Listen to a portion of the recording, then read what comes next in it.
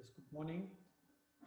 We are going to start soon the last aspect of the topic catalysis. In this topic, so far we have completed the introductory part of catalysis where we have studied the definition of catalysis with few examples where this catalyst play a very important role.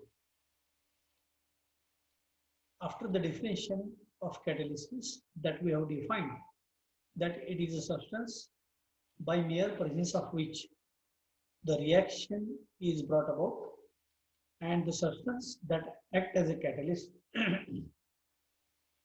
that remains chemically intact at the end of the chemical reaction. So the same catalyst could be used for years together because it is intact or recovered at the end of the reaction. Later on, we have completed the classification of catalytic reactions where we have seen that the catalyst may be in solid state, in liquid state, or in gaseous state. These catalytic reactions are classified into two main classes. The first class is known as a homogeneous type of catalytic reactions, and second is a heterogeneous type of catalytic reactions. While studying homogeneous type of catalytic reaction, we have seen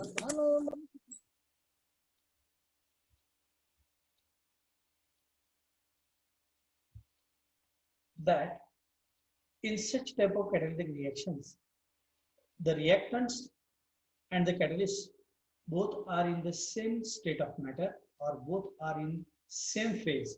Yesterday we have seen also the seminar that is delivered by some of the students. So these seminars and my lectures simultaneously ensures the confirmation and clear understanding of the matter.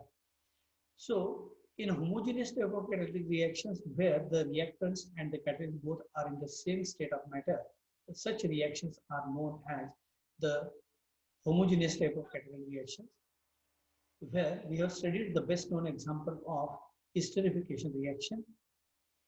Then we have proceeded further with the heterogeneous type of catalytic reaction, where the definition is exactly reversed to that of the first part, that is homogeneous catalytic reaction. Now, in heterogeneous type of catalytic reactions, the reactants and the catalysts both are in two different states of matter. Because two different states of matter are there, hence the word hetero is used. So when the reactants and the catalysts both are in two different states of matter, that is known as a heterogeneous type of catalytic reaction.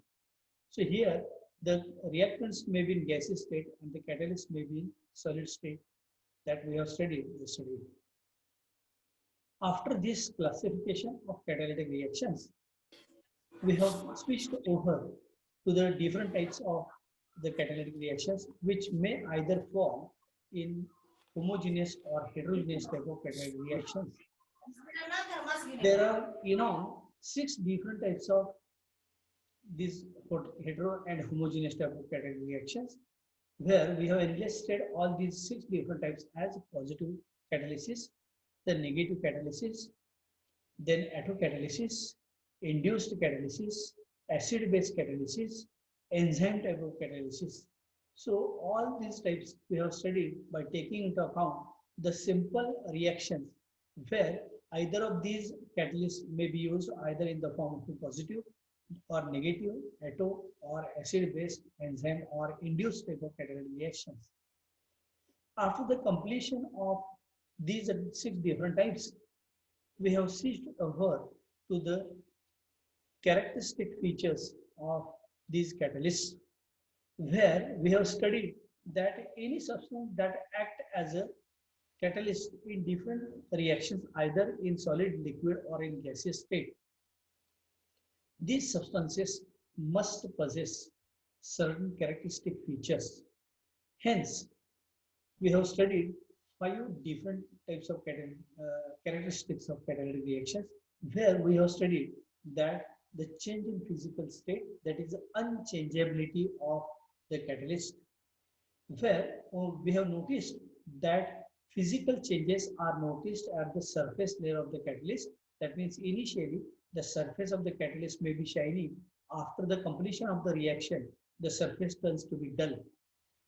Then we have studied the amount of catalyst, and we have seen that very small quantity of the catalyst, that is enough to carry out the reaction. That means only 1 milligram of platinum powder, that is sufficient to bring about the chemical change of huge quantity of the reactants such as H2 and O2. If it is taken into 0.5 liters, then only negligible quantity, that is 1 milligram platinum powder, is enough. Then we have studied very important characteristic feature of catalyst is specificity. Specificity of a catalyst, that refers that the phenomenon of catalysis is universal, selective, and specific. For every reaction, there is a most selective and specific catalyst. If a catalyst that is used for one reaction may fail to catalyze, it is simply the lock and key arrangement. A particular key can unlock a particular lock only. We have seen this. Then we have seen the nature of catalytic surface.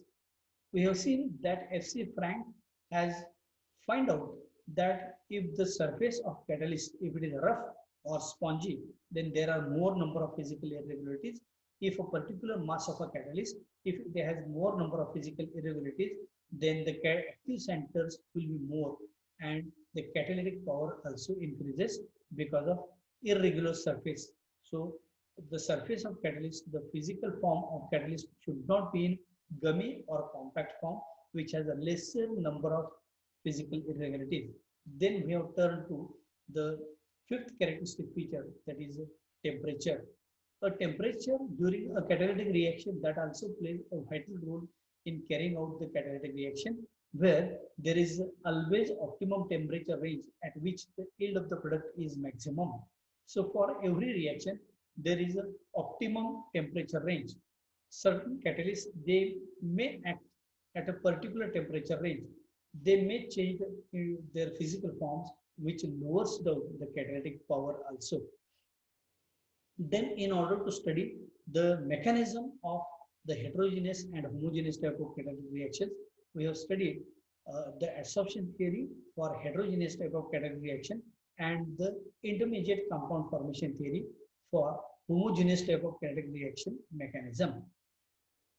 Yesterday, we have finished this adsorption theory, where we have seen that in adsorption theory, the main role played, that is the adsorption of the reactant molecule by the surface of the catalyst temporarily, and this is known as the adsorbed activated complex, which has greater reaction rate.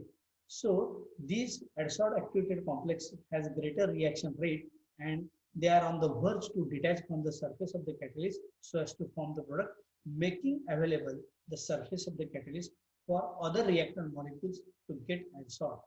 I have mentioned in this adsorption theory that very small fraction of catalytic surface will be there.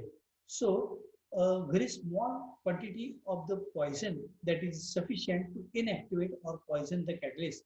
So while studying a reaction, that is the formation of ethane from ethylene and hydrogen, copper, if it is used, if few traces of mercury, if it is present, then mercury can greatly reduce the rate of reaction. So mercury is preferentially adsorbed on the active centers. So this, when mercury is adsorbed, further reaction is not possible. Today we are going to study the industrial applications of all these catalysts. We know that every industry that runs on two important factors. For first factor is the quality of the product and the quantity of the product. With regard to quality and the quantity of the product, the catalyst plays a very important role in every industry. If you take, for instance, the different products those are using in beauty parlors, or those are products which are used for the manufacture of different parts of vehicle, or the paint industry, sugar industry, everywhere a catalyst is used that speeds up the course of a reaction, and that substance remains chemically intact at the end of the reaction. It is assumed that nothing a single industry can run without the use of catalyst. So catalyst plays a very important role in every industry. These catalysts are playing an amazing role in catalytic reaction. Most of the catalysts are used in industries under in various forms and under varying conditions of temperature and pressure. So these catalysts are used in various forms. Sometimes it may be used in a powder form, sometimes it may be used in a gauze form, or sometimes it may be used in the form of a pellet. So these are the physical forms, and these catalysts are used by different industries under varying conditions of temperature and pressure. So for every catalyst or every physical form of catalyst, there is a most effective pressure and temperature range at which the yield of the product is maximum. So every industry runs on this particular principle. I would like to mention some of the industries because there are numerous number of industries are there. I'm not going to enlist all these industries, but as we are the students of chemistry, I would like to mention only the chemical processes where these catalysts are used in different forms and under varying conditions of temperature and pressure. So I would like to mention some of the industries where these catalysts can play a very important role. So if we look at the different industries, so the use of or the industrial applications of catalysts or use of catalysts in industries. There are different industries. For example, if you consider the first industry, that is a contact process for the manufacture of sulfuric acid. I am giving the reference of this sulfuric acid so many times because sulfuric acid is regarded as the king of chemical. Why? Because whatever quantity of sulfuric acid that is manufactured worldwide, that much quantity that is utilized worldwide. Besides its use as a chemical, sulfuric acid may be used as a starting material for the manufacture of different fertilizers, or it may be used as a starting starting material for certain reactions or certain industries also. In contact process, initially sulfur powder is taken and it is burnt in good draft of air so as to form sulfur dioxide. Now, this sulfur dioxide gas is again catalytically oxidized into sulfur trioxide gas. Here, in this oxidation, vanadium pentoxide plays a very important role, which is regarded as a positive catalyst. What is a positive catalyst? We know that the substance that merely increases the rate of forward reaction or the speed or the velocity of reaction. So this vanadium pentoxide converts about 98% of sulfur dioxide into sulfur trioxide. Now, whatever quantity of sulfur trioxide that is produced during this oxidation of this sulfur dioxide, this sulfur trioxide gas has strong affinity for water, and hence, first of all, it is absorbed in concentrated sulfuric acid, and after absorption of the sulfur trioxide gas in concentrated sulfuric acid, first of all, it forms a product that is known as a oleum, or it is also known as the fuming sulfuric acid, or this is also known as the disulfuric acid. Because sulfur trioxide gas has strong affinity for water, if it is directly absorbed in water, a fog of sulfuric acid is obtained. Fog means a gaseous state sulfuric acid may be obtained. So in order to avoid the fog formation of this sulfuric acid, first of all, the already formed sulfur trioxide is now absorbed in concentrated sulfuric acid so as to form this oleum, and this oleum, that is H2S2O7, is now diluted with water so as to obtain sulfuric acid of any desired strength. So in all these steps. This substance that plays a very important role, and as I have mentioned earlier, that the temperature that also plays a very important role. So during this reaction or during this conversion of dioxide into trioxide, the temperature is 425 to 450 degrees centigrade, and the pressure of about 1.5 to 1.7 atmospheric pressure can be used. Then we are getting about 98% conversion of trioxide. So this is known as the contact process. The word contact refers that here the gases are coming in contact with vanadium pentoxide for a fraction of a second. Hence, the process is known as a contact process. In the early days, sulfuric acid was also manufactured by using one method that is known as the lead chamber process. But nowadays, this process is outdated process. But as a part of our study, we have to mention this lead chamber process. Here, the sulfur dioxide gas intimately mixed with water vapor and a good draft of air in presence of oxides of nitrogen, that is known as the NO, nitric oxide, it can form this sulfuric acid. Again, these oxides of nitrogen that plays a very important role in the union of sulfur dioxide, steam and oxygen so as to form this sulfuric acid. Then the third very important method that is known as the Haber's process. As we know that ammonia can be manufactured worldwide by using this Haber's process because it is very cheap and economical process by which ammonia can be manufactured. Besides its use as a chemical, it can be used as a mother chemical to manufacture ammonium sulfate. Ammonium sulfate is again used as a fertilizer containing 21.5% of nitrogen. So by using this Haber's process, ammonia can be manufactured that one part of nitrogen intimately mixed with three parts of hydrogen and it can form this ammonia. During this conversion, one part of ammonia mixed with three parts of hydrogen, here ferric oxide Fe2O3 is used as a catalyst and molybdenum as a promoter is used. What is a promoter?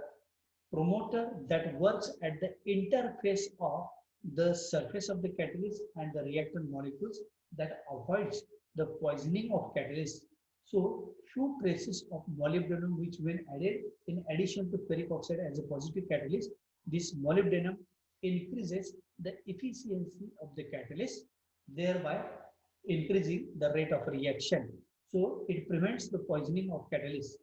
Also, the temperature that is used, optimum temperature is 500 to 550 degrees centigrade and pressure of about 200 atmospheric pressure that is used. So if all these reaction conditions are maintained, then we are getting maximum percent conversion of this ammonia. Then one more method is there, that is Ostwald's process of manufacture of nitric acid. Nitric acid that we are using in the laboratory that can be manufactured by using Ostwald's process, where platinum and rhodium gauze is used. So the gauze form of platinum and rhodium, which is used so as to oxidize ammonia and oxygen so as to form this nitric acid, that is HNO3. So in the manufacture of nitric acid by Ostwald's process, this platinum rhodium gauze is used. Then the fifth process, if the hydrogenation of oil, perhaps you might have heard the word dalda. In the manufacture of this dalda, nickel is used as a best positive catalyst. So this nickel plays a very important role in the manufacture of this dalda. So during the hydrogenation of oils such as dalda, this nickel is used as a best positive catalyst. Then in the synthetic preparation of methyl alcohol, finely divided copper is used as a best positive catalyst. This synthetic preparation of methyl alcohol, this copper is used as a best positive catalyst. Then the oxidation of carbon monoxide, again the oxides of nitrogen, that is nitric oxide, is used as a best positive catalyst. Or in the synthetic preparation of oxygen from potassium chlorate, we know this can form twice KCl plus thrice O2. Here, manganese dioxide is used, and when it is heated in presence of manganese dioxide as a positive catalyst, potassium chlorate can form this oxygen. And one more method is there, that is the oxidation of this carbon monoxide, or to obtain hydrogen from water gas. Water gas is nothing but the mixture of carbon monoxide and hydrogen. When it is mixed with steam, then in this case, ferric oxide is used as a best positive catalyst. It can form the initial product carbon dioxide, and hydrogen is formed. So this is a mere formation of hydrogen from water gas. So the mixture of carbon monoxide and hydrogen is known as water gas. Another word for this is known as a blue gas. So I have enlisted here some 9 different industries where either of these industries, they may not run without the use of this catalyst. So we have mentioned vanadium pentoxide in contact process. I have mentioned the oxides of nitrogen, that is nitric oxide in lead chamber process. Then for the manufacture of ammonia by Haber's process, ferric oxide with few traces of molybdenum is used. In Ostwald's process for the manufacture of nitric acid, platinum rhodium gauze is used as a best catalyst. In the hydrogenation of oils, this finely divided nickel is used. In the synthetic preparation of methyl alcohol, copper is used. Or in the oxidation of carbon monoxide, oxides of nitrogen, or in the synthetic preparation of oxygen, manganese dioxide is used. Or to obtain hydrogen from water gas, here the best catalyst that is used is ferric oxide. So if we look at all these industries, one can see that these industries will not run without the use of these catalysts. So these catalysts can play a very important role in obtaining the end product. So the catalysts are of immense and are widely used in the majority of all these industries. The new and better catalysts are always sought by the industry, because every industry that is having a R&D unit, that is research and development unit, where they work on the efficiency of their industry also. The more the efficient the catalyst, the lower the temperature at which the reaction will proceed further. Therefore, the lesser fuel consumption that is used in every industry. Also, the catalyst, the applications of catalysts are numerous in number. They have also made a tremendous revolution in chemical industries. Almost all industries involve these use of these catalysts in one or the other form, or in one or the other stage. So catalysts are used not only to accelerate the reactions, but also to slow down or to stop the reaction also, that we have studied while studying the negative type of catalysis. This is all about the industrial applications of these catalysts. So this is how sometimes a long question may be asked that discuss the industrial applications of catalysts. Then you have to enlist some of these industries and the other relevant industries by mentioning only the name of the catalyst. So here I have completed the topic that is named as the catalysis.